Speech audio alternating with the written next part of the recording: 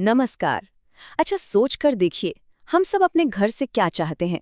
यही ना, कि वो सिर्फ चार दीवारों और एक छत से कहीं ज्यादा हो।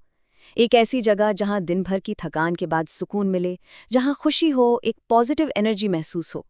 पर क्या कभी ये सोचा है कि हमारे घर का डिजाइन, कौन सा दरवाजा किधर खुलता है, खिड़कियां कहाँ हैं, ये सब बातें इसमें कितनी बड़ी भूमिका निभा सकती हैं? आज हम वास्तुशास्त्र की दुनिया में उतरने वाले हैं।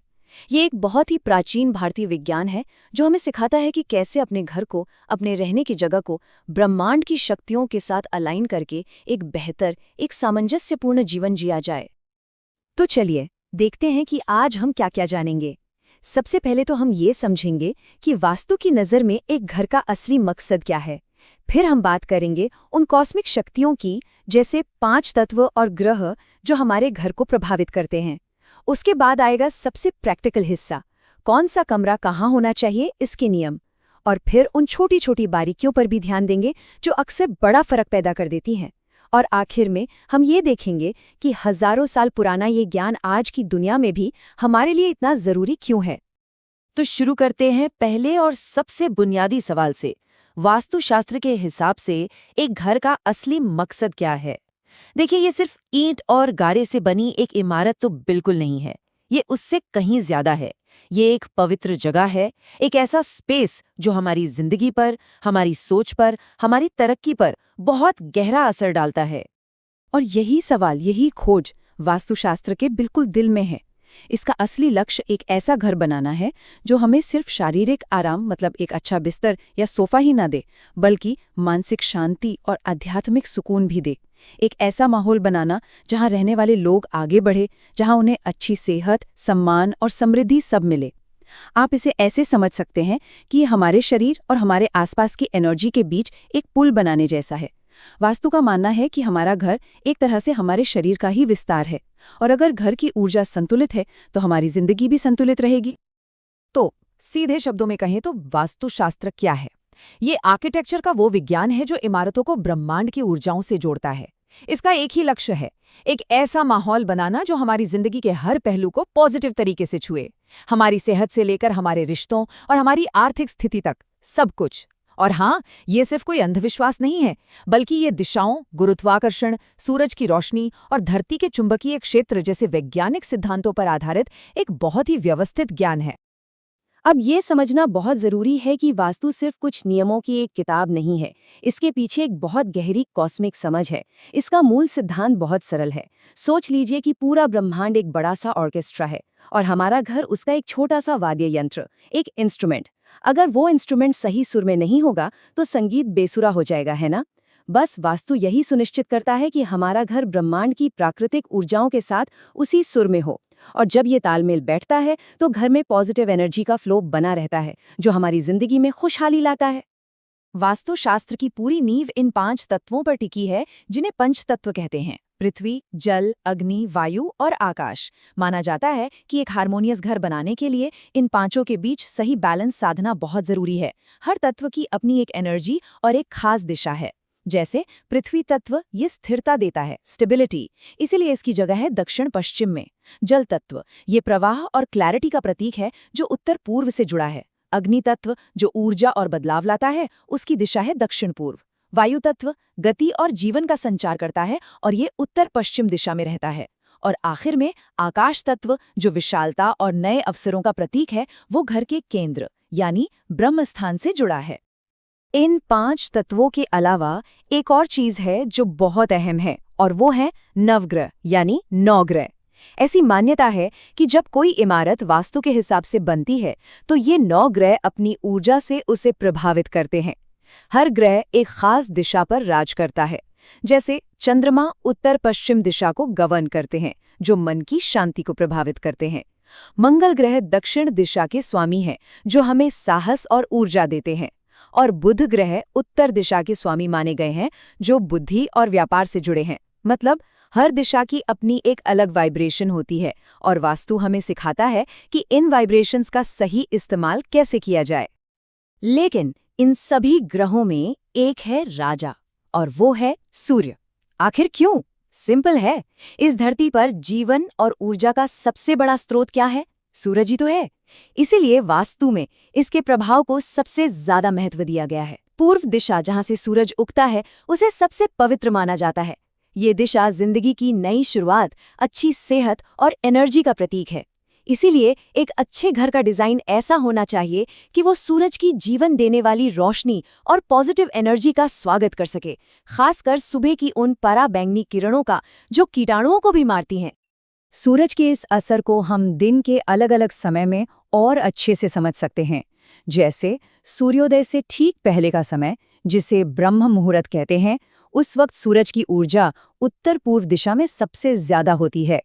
ये आध्यात्मिक और बौद्धिक ऊर्जा का समय है, इसीलिए इस वक्त को ध्यान, पढ़ाई या कुछ नया सोचने के लिए सबसे अच्छा माना जाता है। और फिर जैसे ही सूर्योदय होता है, सूरज ठीक पूर्व में आ जाता है। वास्तु कहता है कि घर ऐसा हो जिसमें सुबह की ये ताजगी भरी पॉजिटिव रोशनी भरपूर मात्रा में अंदर आ सके, क्योंकि ये पूरे घर को एक नई ऊर्जा से भर देती है। तो अब तक हमने सारी थ्योरी समझ ली, पंचतत्व, नवग्रह, सूर्य का महत्व। लेकिन अब सवाल ये उठता है कि इस सब को अपने घर के एक्चुअल लेआउट में, उसके नक्शे में कैसे उतारें। तो चलिए अब आते हैं वास्तु के सबसे प्रैक्टिकल हिस्से पर, यानी घर के अंदर कौन सी चीज कहाँ होनी चाहिए इसके नियमों पर। ये जो आप देख रहे हैं, ये वास्तु का कह सकते हैं प्रैक्टिकल दिल है। हर कमरे की अपनी एक परफेक्ट दिशा होती है जो उसकी ऊर्जा से मेल खाती है, जैसे रसोई घर, किचन, जहां आग का काम होता है ना। इसलिए इसकी सबसे अच्छी दिशा है दक्षिण पूर्व, जिसे आग्नेय कोण भी कहते हैं। यहाँ अग्नि तत्व का राज होता है, जो पाचन और सेहत के लिए अच्छा है। फिर आते हैं पूजा घर या पानी के स्रोत पर, जैसे कुआं या बोरिंग। इसके लिए सबसे पवित्र दिशा है उत्तर पूर्व, यानी ईशान कोण। ये जल तत्व की दिशा है और इसे दैवीय ऊर्जा का एंट्री पॉइंट माना जाता है। अच्छा, घर के मुखिया का बेडरूम कहाँ होना चाहिए? दक्षिण पश्चिम में, यानी नैऋत्य कोण में। क्यों? क्योंकि ये पृथ्वी तत्व की दिशा है, जो स्थिरता, नेतृत्व और कंट्रोल देती है। और शौचालय? इसके लिए उत्तर पश्चिम दिशा, जो वायु तत्व की दिशा है, सबसे सही है। लॉजिक ये है कि नकारात्मक ऊर्जाएं और अशुद्धियां हवा के बहाव के साथ घर से बाहर निकल जाएं, घर में ठहरे नहीं। ठीक है, तो कमरों की सही जगह तो तय हो गई, लेकिन क्या वास्तु बस यहीं खत्म हो जाता है? बिल्कुल नहीं। असली सामंजस्य, असली बैलेंस तो छोटी छोटी बारीकियों में ही छिपा है, जो घर की बनावट से लेकर उसके अंदर रखी चीजों तक हर जगह मौजूद है। एक बहुत ही महत्वपूर्ण सिद्धांत है जमीन और छत की ऊंचाई का। वास्तु के अनुसार घर की उत्तर पूर्व यानी ईशान दिशा थोड़ी नीची होनी चाहिए और दक्षिण पश्चिम यानी नैऋत्य दिशा थोड़ी ऊंची। सिंपल सा लॉजिक है।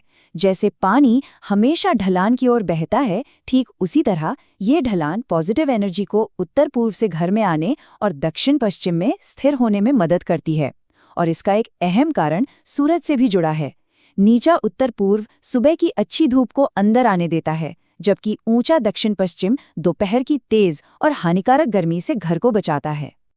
कंस्ट्रक्शन शुरू करने से पहले जमीन की एनर्जी को साफ करना ये भी वास्तु का एक अहम हिस्सा है, और इसका एक बहुत ही पारंपरिक और कह सकते हैं सुंदर तरीका है जमीन पर एक अहोरात्रा यानी पूरे 24 घंटे के लिए गायों को ठहराना। भारतीय संस्कृति में गाय को पवित्र माना जाता है और ये विश्वास है कि उनकी मौजूदगी, उनका गोबर और मूत्र जमीन में मौजूद किसी भी तरह की नेगेटिव एनर्जी या अशुद्धि को स्वाभाविक रूप से खत्म कर देते हैं। इससे जमीन निर्माण के लिए पूरी तरह से पॉजिटिव और तैयार हो जाती है।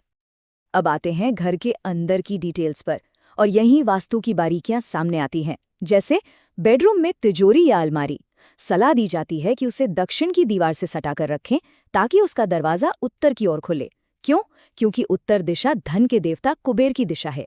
ये एक सिंबॉलिक व्यवस्था है जो समृद्धि को न्योता देती है। एक और बहुत जरूरी नियम, रसोई घर और शौचालय कभी एक सीध में नहीं होने चाहिए। सोचकर देखिए, जहां पवित्र भोजन बन रहा है और जहां शरीर की गंदगी जा रही है, उनकी एनर्जी आपस में टकराना ठीक नहीं है।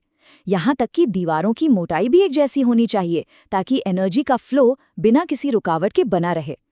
लेकिन अब सवाल उठता है कि अगर किसी बने बनाए घर में कोई वास्तु दोष हो तो क्या सब कुछ तोड़फोड़ करना पड़ेगा? नहीं, अच्छी बात यह है कि वास्तुशास्त्र सिर्फ समस्याएं नहीं बताता, उनके समाधान भी देता है।